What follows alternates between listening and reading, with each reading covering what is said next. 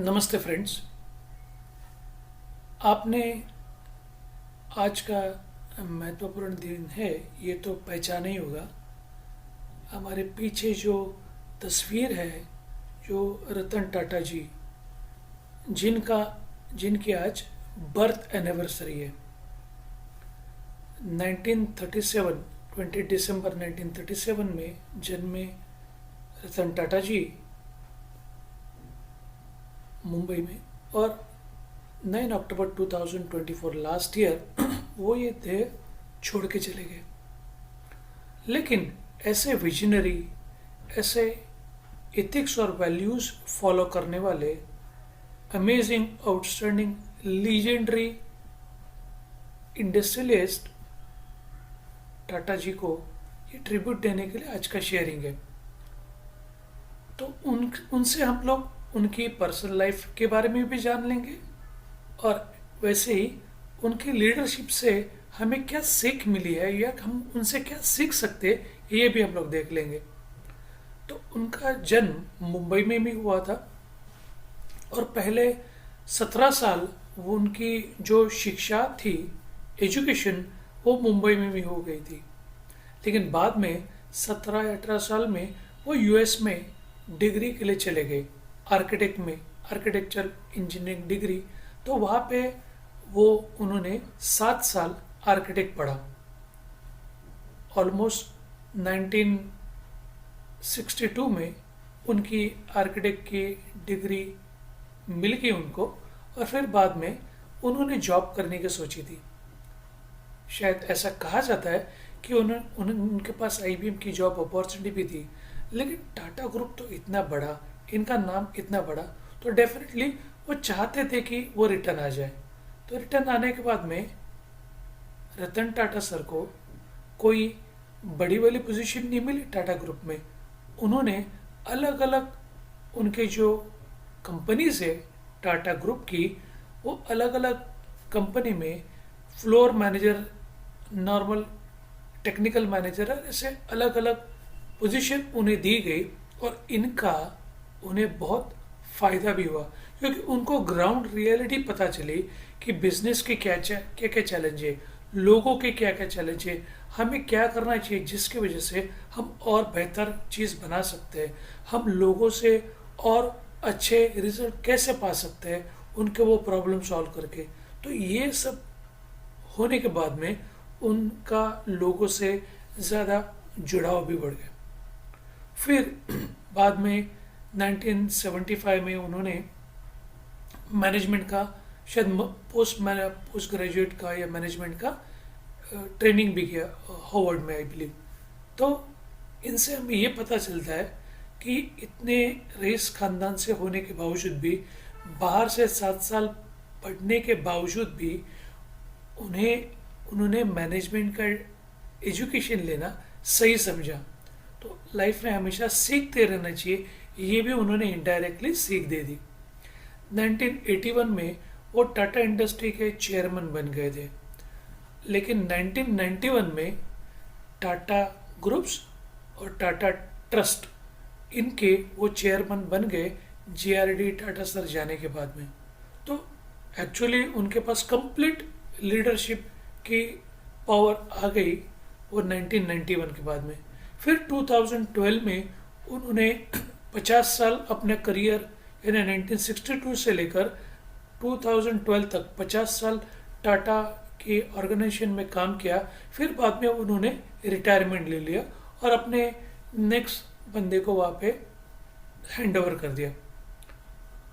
उनके ना रहने के बावजूद भी, यानी पोजीशन पे, चेयरमैन पोजीशन पे, टाटा ने सबसे ज़्यादा मुनाफा किया 2024 तक। तो इसका मतलब यही है कि लीडरशिप, इसका मतलब ये नहीं कि आप वो पोजीशन पे ही होनी चाहिए, आपने दूसरे को वो हैंड ओवर करने के बाद में उनको अलाउ करना चाहिए उनको ग्रो करने के लिए, और आप उनको सिर्फ गाइड करते जाओ as and when it is required, या जब उन्हें पूछा जाएगा तब। तो ये सब चीज़ हम उनकी लाइफ से सीख सकते हैं। तो उनके जो लाइफ में लीडरशिप की जो स्किल है, हम लोग देख लेंगे कि पहला लेसन है कि पद नहीं, मूल्य आपको बनाते हैं। लीडर का सबसे बड़ा काम उन्होंने यही बताया है कि आपके पास डिजिग्नेशन हो सकती है, आपके पास पावर हो सकती है, लेकिन अगर आप वैल्यूज को फॉलो नहीं करते, आप मूल्यों को फॉलो नहीं करते, तो आपने कितना भी प्रॉफिट कमाया सब व्यर्थ है। ये पहली शिक्षा दी। दूसरी, दूरदृष्टि रखना। उन्होंने लैंड रोवर, जगुआर जैसे बहुत सारे ब्रांड को उन्होंने टेक ओवर कर दिया, परचेस कर लिया। उनका बहुत ही ज़्यादा धाड़सी डिसीजन भी था, लेकिन कुछ लोग उनको क्रिटिसाइज करते थे क्योंकि उन्हें ये लगता था कि उनका ये डिसीजन गलत है। लेकिन अच्छे लीडर, लेजेंडरी लोग, वो हमेशा कल की तरफ देखते हैं, कल क्या होगा। और जो हमारे तरह से कुछ सामान्य लोग हो सकते हैं, वो आज की तरफ में देखते हैं। तो ये डिफरेंस है वहाँ पे उनके लीडरशिप में, विजनरी डिसीजंस और करेजियस डिसीजन भी। थर्ड, सादगी से भरा जीवन। सिंप्लिसिटी ये उनकी लाइफ की सबसे बड़ी ताकत भी थी। आपने देखा होगा टाटा के जितने भी सारे जो चेयरमैन हो चुके या बड़े बड़े डेजिग्नेशन में रह चुके लोग, वो सब के सब लोग सिंपल लाइफ जीने में ज़्यादा दिलचस्पी दिखाते, और उन्होंने कभी भी कहीं पे भी शो ऑफ नहीं किया, कहीं पे भी अपना बड़ापन ऐसा दिखाई नहीं कि मेरे पास इतनी संपत्ति है, मेरे पास इतनी फ्लैशी कार है, मेरा लाइफस्टाइल ऐसा है। ये कभी उन्होंने दिखाया नहीं, और ये उनकी सबसे बड़ी ताकत है। चार, असफलता से सीख लेनी है, हार नहीं माननी। आपने ये भी देखा होगा कि जब ये टाटा नैनो का प्रोजेक्ट आ गया था, तो टाटा नैनो के प्रोजेक्ट को बहुत ज़्यादा अपोज मिला था। वो प्रोजेक्ट उन्होंने बंगाल से गुजरात में भी शिफ्ट किया, लेकिन फिर भी वो टाटा नैनो क्यों उन्होंने स्टार्ट किया? टाटा नैनो उन्होंने इसके लिए स्टार्ट किया था कि एक बार जब भी वो कार से जा रहे थे, तो उन्होंने देखा कि एक फैमिली, हस्बैंड वाइफ, बाइक पे बैठे और उनके दो बच्चे आगे पीछे उन्होंने रखा है, वो बोनेट के ऊपर रखा था एक को। तो उन्हें वो रिस्क लगा, और वो इंसानियत की वजह से ऐसे सोच में रह गई कि अगर मैंने लोगों को कम पैसे में अगर फोर व्हीलर अफोर्डेबल करवा दी, तो लोग अपनी लाइफ को रिस्क नहीं डालेंगे। ये इनकी ऐसी सोच थी। लेकिन अनफॉर्चुनेट डिलीवरी की वजह से, कुछ उनके चैलेंजेस की वजह से, बहुत सारे फैसिलिटी ना होने के कारण, या मार्केटिंग प्रॉपरली सही तरीके से ना होने के कारण, वो प्रोजेक्ट इतना अच्छा चला नहीं। हम लोग कह सकते हैं कि वो फेल हो गया, लेकिन फेल से भी वो इंसान ने बहुत सारा चीज़ सीखा। क्रिटिसाइज हो गए, लेकिन उन्होंने उससे बहुत सारा चीज़ सीखा भी। 5, सिर्फ व्यापारी लोगों का उद्देश्य नहीं होना चाहिए।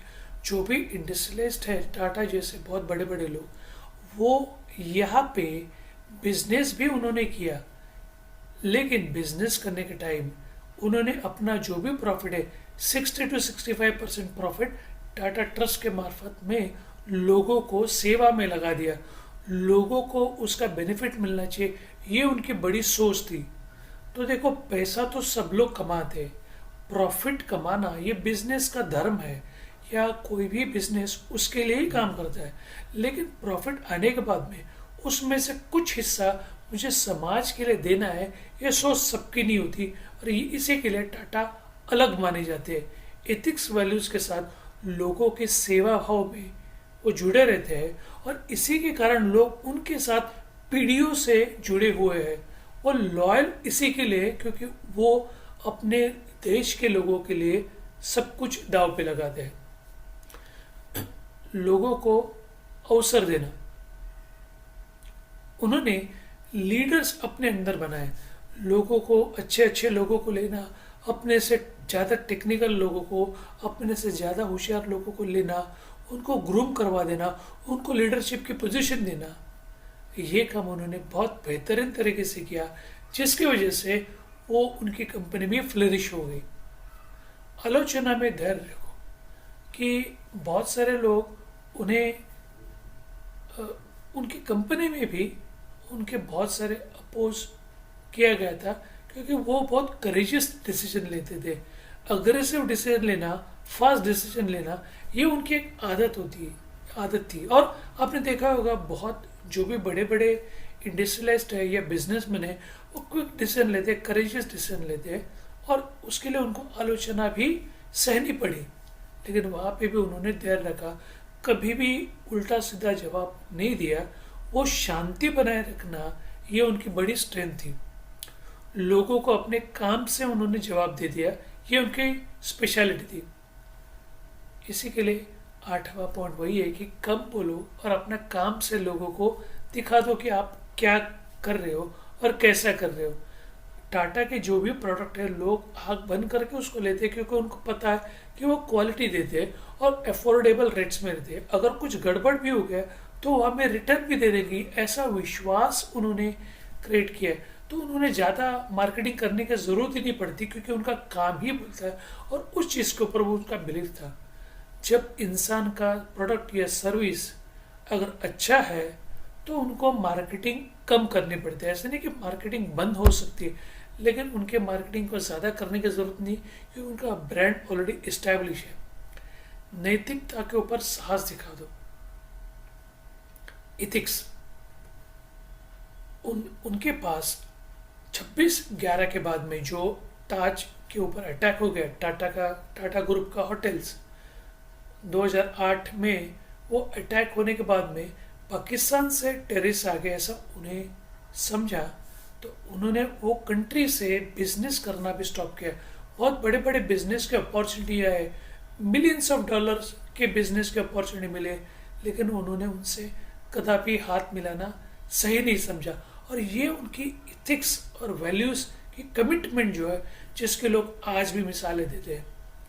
सेवा से निवृत्त शुरू होता है ना। आपका जो नेतृत्व है वो सेवा भाव की तरफ होना चाहिए। आपका आपका स्वभाव जो लीडरशिप का है वो लोगों की सेवा में होना चाहिए, ना कि हमें कुछ उनसे लेना चाहिए, ना तो उनको पावर दिखाने के लिए, ना तो उनके ऊपर रोक जमाने के लिए। तो आप सेवा करते जाओ, लोगों को अपॉर्चुनिटी दे दो, और अगर ऐसा करोगे तो लोग आपकी लीडरशिप को डेफिनेटली एक्सेप्ट करेंगे और मानेंगे। ये उन्होंने इनडायरेक्टली हमें बताया। तो इसके अलावा भी अगर आपको पता होगा कि वो पेट लवर भी थे, डॉग्स के लवर, तो उन्होंने अपने कुत्ते के साथ में मुंबई के बहुत सारे स्ट्रीट डॉग्स के लिए भी रहने खाने की अरेंजमेंट की थी। इनफैक्ट उनको ताज के होटल में भी बहुत सारे कुत्ते को अलाउ किया था आने जाने के लिए, ऐसा माना जाता है। तो एक चीज़ यही है कि ह्यूमैनिटी यानी सिर्फ इंसान के साथ अच्छा बर्ताव नहीं करना है, वो इंसान के साथ, प्राणियों के साथ भी अच्छा बर्ताव करते थे। और ये इनका ह्यूमन टच बहुत सारे लोगों को टच करके चला जाता था। आपने 1984 के बारे में भी सुना होगा, जब सिखों के ऊपर बहुत सारे प्रॉब्लम्स आ गए थे 1984 में, तब उन्होंने पंजाब में बहुत सारे ड्राइवर्स लोगों को अपनी कारें भर भर के, टाटा मोटर्स में सामान भर भर के दिया, उनको ड्राइविंग की अपॉर्चुनिटी दी, जिससे उनका घर चला पाए। ये उनकी सोच थी। तो देखो, लोग सिर्फ आपके पास पैसा कमाने के लिए, बिजनेस करने के लिए नहीं आता है, वो आपकी लाइफ कैसी अच्छी हो इसके लिए भी सोचते हैं। भले वो पारसी कम्युनिटी की हो, लेकिन वो भारत में इतने घुल मिल गए कि लोग वो अपने इंडियन ही समझते थे, और वो भी खुद इंडियन ही जैसा बिहेव किए थे, और इसी के लिए वो सच्चे भारतीय भी माने जाते हैं। आप कौन से कंट्री से हो ये मायने नहीं रखता है, लेकिन आप जिस कंट्री में काम करते हो, अगर उस कंट्री के लिए आपने पूरा दिन रात लगा दिया, आपने पूरा अपना सब कुछ दाव पे लगा दिया, तो उस कंट्री के लोग भी आपसे हमेशा जुड़ते रहेंगे। ये भी इनडायरेक्ट लर्निंग है उनकी लाइफ से। तो उन्होंने डोनेशन बहुत ज़बरदस्त दिया। टाटा ग्रुप का डोनेशन, ट्रस्ट का डोनेशन तो अलग है, उसके अलावा भी उन्होंने इंडिविजुअली बहुत सारा डोनेशन दिया। जिस कॉलेज में या यूनिवर्सिटी में उन्होंने अपना आर्किटेक्ट का डिग्री लिया था, वहाँ पे भी उन्होंने डोनेशन दिया। जहाँ पे उन्होंने मैनेजमेंट का लर्निंग किया, वहाँ पे भी उन्होंने डोनेशन दिया। इवन भारत के बहुत सारे स्कूल और कॉलेज में भी उन्होंने ज़बरदस्त डोनेशन दिया, यानी एजुकेशन को उन्होंने सबसे ज़्यादा महत्व दिया।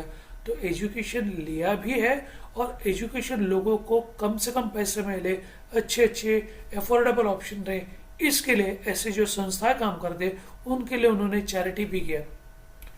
आपने कोविड के दरमियान ये भी देखा होगा कि उन्होंने भारत सरकार को 1500 करोड़ का डोनेशन भी दिया। तो चैरिटी उनके एकदम नस नस में है या खून में है, ऐसा ही हम लोग बोल सकते हैं।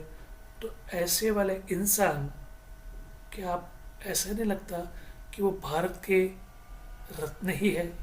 भारत रत्न उनको गवर्नमेंट ने ऑफिशियली नहीं दिया, तो भी हम सब लोग के लिए वो कोई भारत रत्न से कम नहीं है। तो आज का जो वीडियो है या आज का जो शेयरिंग है, मैंने ऐसे ही उनको ट्रिब्यूट देने के लिए दिया। ये आज उनका जयंती का दिन भी है। टाटा ग्रुप के बारे में सब लोग जानते ही है, रतन टाटा जी के बाद बारे में भी बहुत सारे लोग जानते होंगे, लेकिन कुछ कुछ चीज़ें शायद लोग जो नहीं जानते, इसके लिए मैंने शेयरिंग करने की कोशिश की। इससे अधिक जानकारी के लिए आप मुझे मेरे ईमेल या व्हाट्सएप पर कांटेक्ट कर सकते हैं। और कल वापस मिलेंगे नई स्टोरी, नई शेयरिंग, नई लर्निंग या इंस्पायरिंग पर्सनालिटी के साथ। तब तक के लिए थैंक्स एंड धन्यवाद।